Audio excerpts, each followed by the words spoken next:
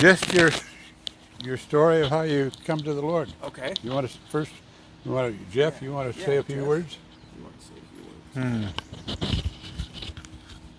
Uh, where do I start? You got to speak into the microphone.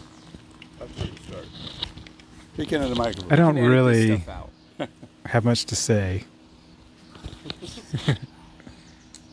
Don't be bashful. Well, I guess I can just start by saying I grew up normal, happy kid and playing in the woods of Gresham, Oregon. Had a lot of fond memories there being a kid, and um, I remember mostly good things growing up, but also remember some bad things too about the fighting with my parents, and then suicide attempts, and the breaking up of the marriage. That was kind of tough, but as a kid you just kind of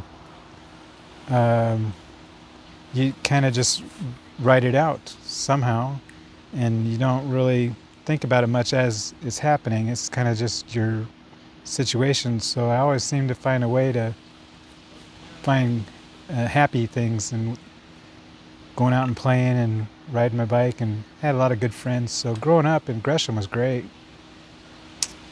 And then in the midst of all the problems with my parents were dealing with, they split up, and my dad came to know Christ as a savior, and things changed. I went from just goofing around being a kid to going to church a lot. I remember it seemed like it was a lot. It seemed like it. Maybe it was, but I just remember it was like quite a bit different change at age of 12 years old. There's a lot going on at that age anyway. And then new friends, the church thing, and so I remember it being, again, a good thing. And I made a lot of good friends, and friends that I have made these relationships with back then are still my friends now.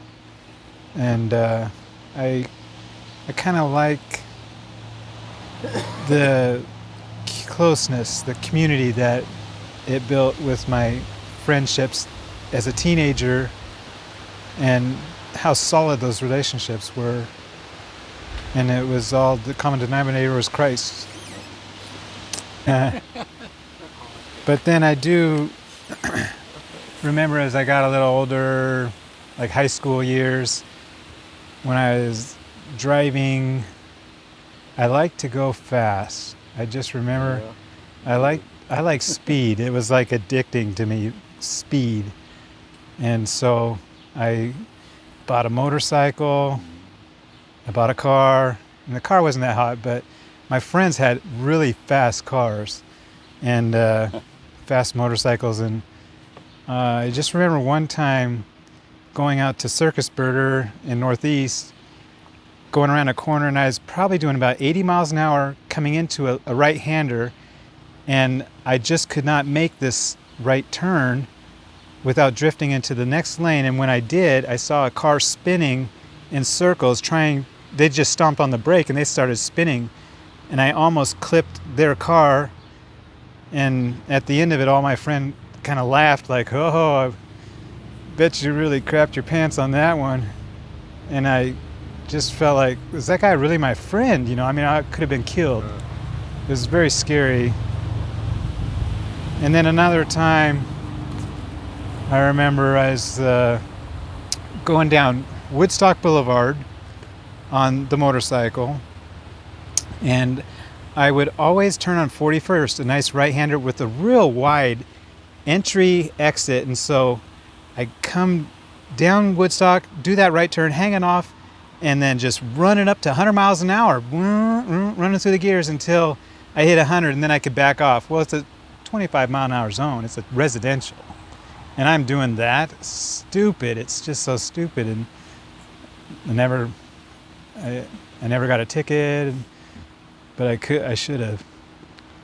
One time there was a bicyclist. He was going down Woodstock, and I had the temerity to go around him, brake hard, and then clip the corner, and he almost hit me, and I can still remember him yelling at me.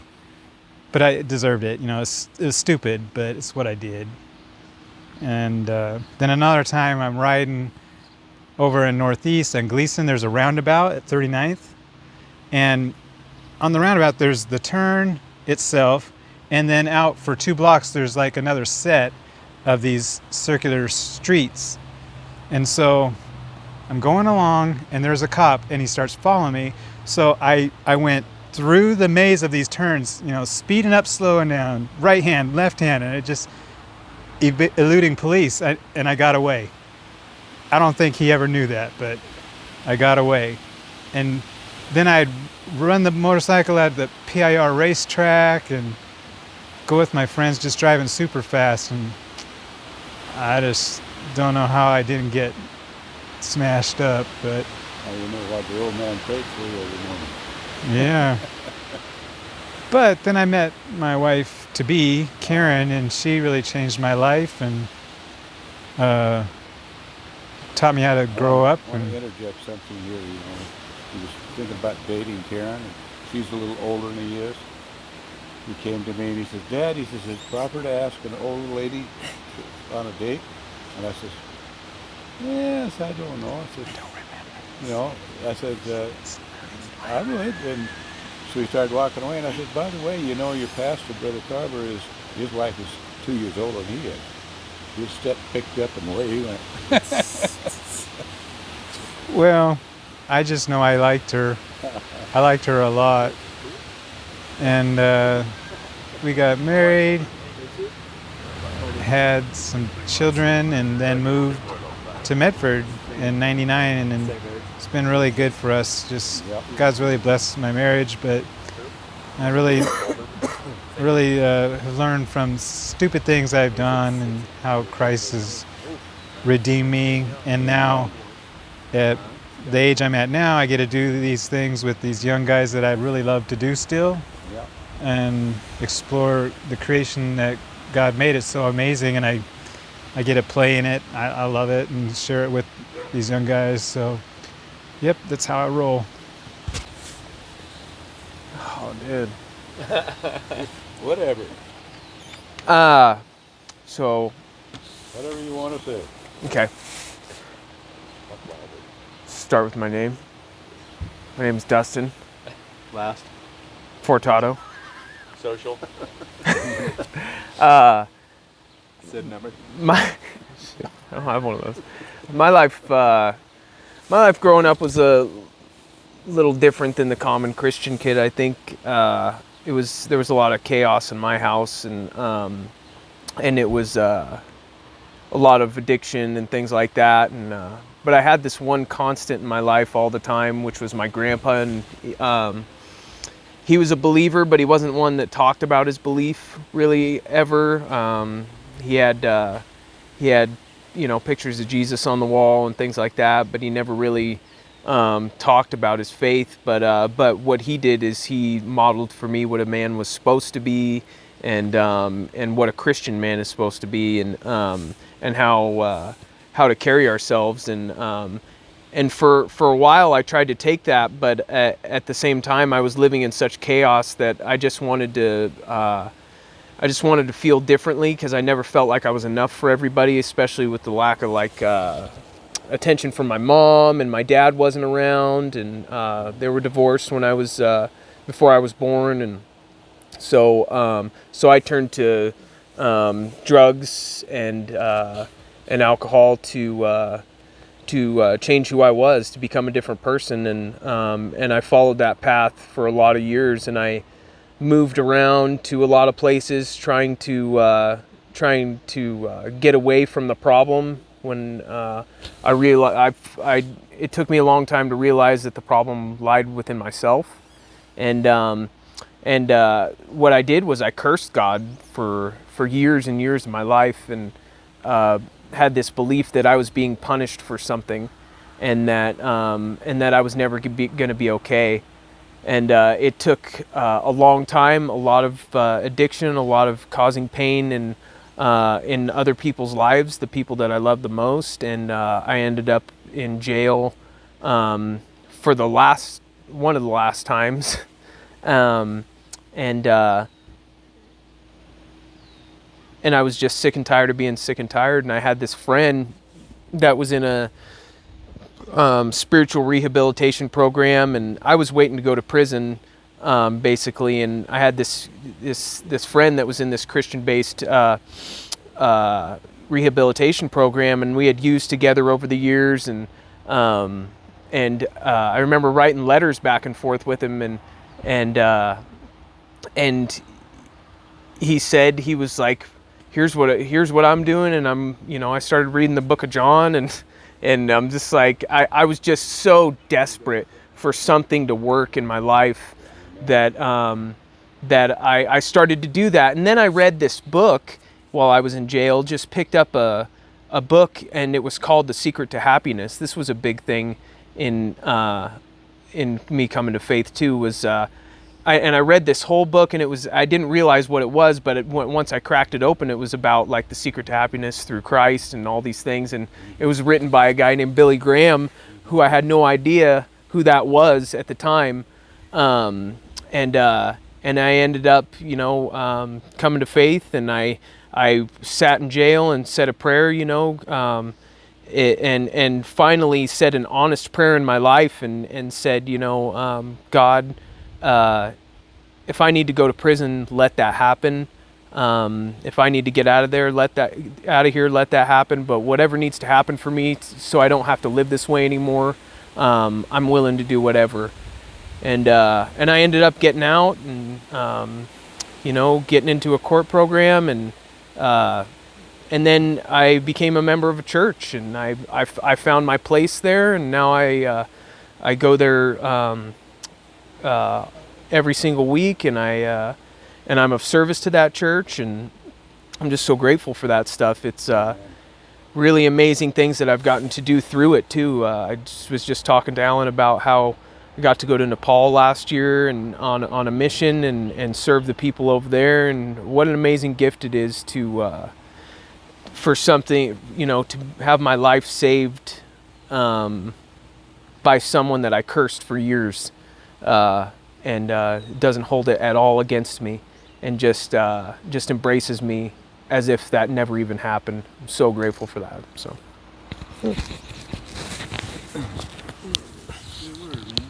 I'm respectfully gonna pass.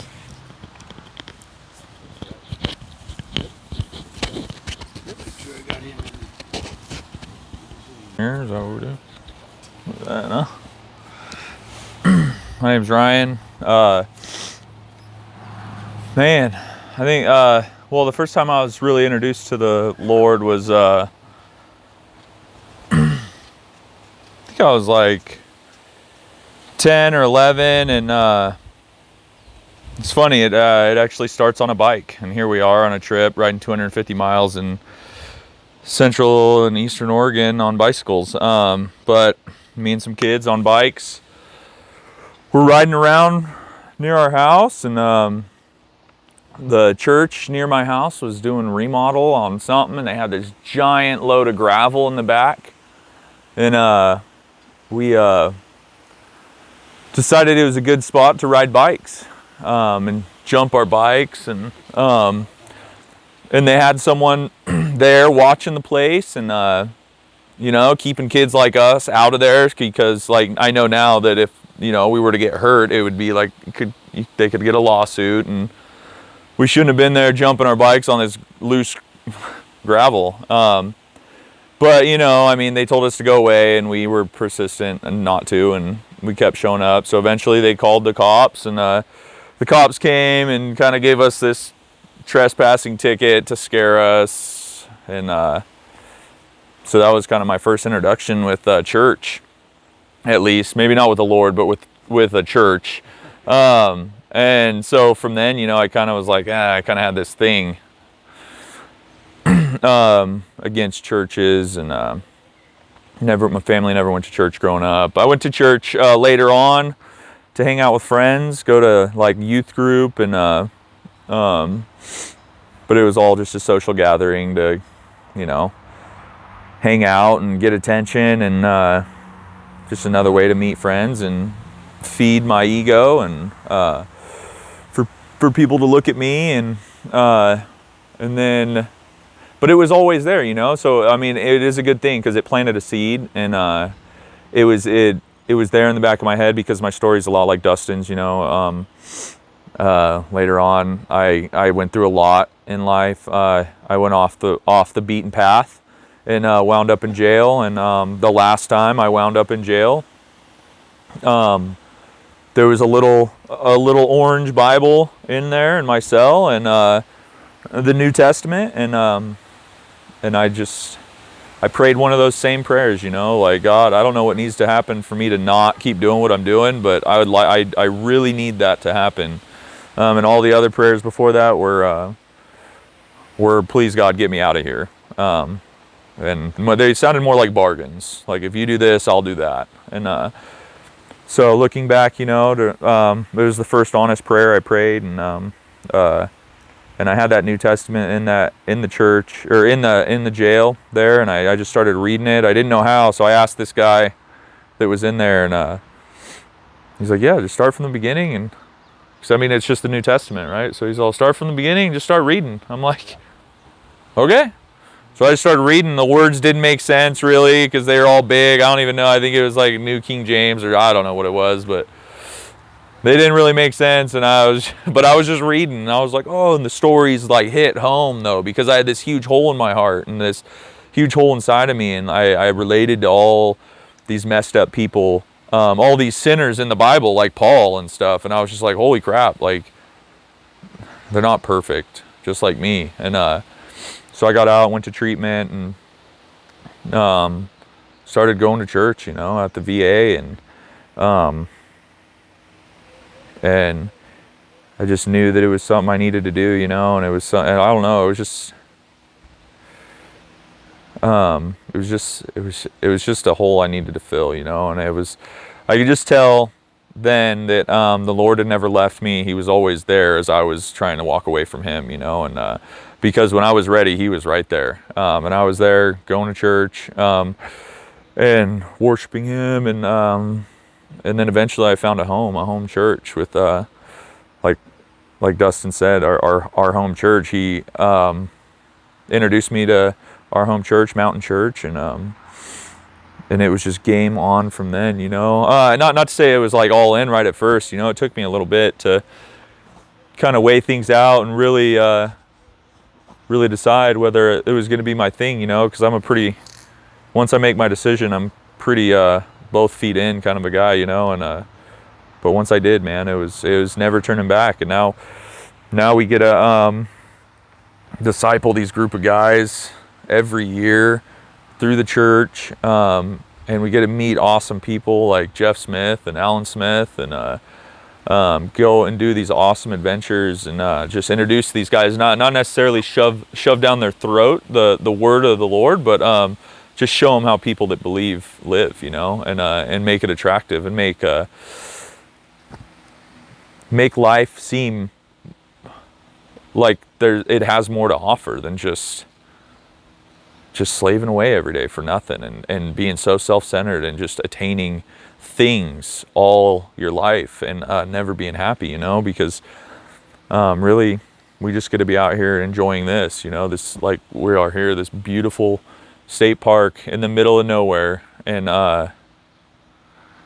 with no cell service half the time, and just riding around for 250 miles over the last 3 days, just enjoying what the Lord built, the Lord created for us, you know. And since then, I've met a beautiful wife, and we're about to have a kid, and he's taken what I thought was unredeemable and redeemed it, you know. I thought my life was worthless, and that it was never going to be able to amount to anything because of what I had done. But I was told that that's not how it works, you know. Once you turn your life over, he doesn't care. He doesn't care about our past. He keeps no record of wrongs. He sees us through Christ, who is perfect, you know. And it's crazy to think. It's crazy to think that I can start over, and I actually deserve I get what I don't deserve, you know, because what I deserve is, well, death, really. And what I have today is just unbelievable, you know. Beautiful wife, kids, friends like these guys, an awesome new friend like Alan to drive us around and exhaust for the whole weekend. So I'm just super grateful that I was able to do this, and I'm super grateful for what the Lord's done in my life. Thanks. Dustry, you got me? My name is Brock. And, man, is it working? Yeah, that's right. Cool. Once again, my name is Brock. How I came to know the Lord.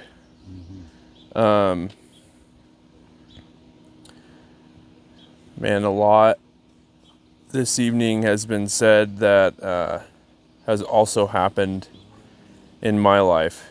And it really is crazy how we all have different ways of explaining how we have come to meet the Lord, but the Lord has always been there for all of us. And it took me a long time to be able to fully understand and accept that. I grew up believing that if you believed in the Bible or if you believed in God, then you believed in a children's fairy tale, and that you yourself were also a child for believing that. And I held on to that belief system for a really long time, well into my 20s. And the crazy thing for me is that while I held on to that belief system, I also believed that that wasn't true to some extent. And just because of the things that had happened in my life, things that I would coin the term coincidences, but I knew they weren't coincidences, that things were set in place in my life that were meant to be because they were supposed to be there.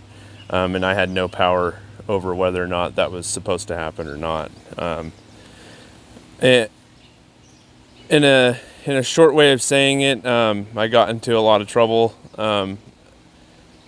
as I was growing up and still not believing in the Lord, and what that ended me up in was prison, and that's where I found, that's where my story is a lot about with surrender. I finally realized that if I let go of the control in my life, that things started to get better, and I didn't know what that looked like when it first started happening, and I didn't know what to call that, and because of my upbringing, I just didn't want to call that God or Jesus or anything like that. That was just too much for me from the beginning. But over time, things have been put into place in my life that have shaped me to be able to call, to be able to say that Jesus is Lord, and it was through other people, and it was the people that we heard previously before I started talking is like just suggestions, to start showing up to things that maybe I didn't really want to start going to, and Dustin said, hey, why don't you just come by church and see if you like it. And I was at a point in my life where I knew that if I showed up to something and I really didn't like it, then I had no problem telling somebody that I didn't like it, and I wouldn't have to show up again. And that's been my story from here on out. Is I've never left the church since then. Amen. And that's because I believe what I hear, and I see things that are indescribable that have happened in my life and other people's life that I just cannot comprehend. And I know it's because of our Lord, and I'm just so happy to be able to share that with share these experiences with my friends and my family and this new life that Jesus has given me, and just blessed to be here with all you guys. And thanks for having us. Thanks for having us, Alan. Oh, it's my pleasure. My pleasure.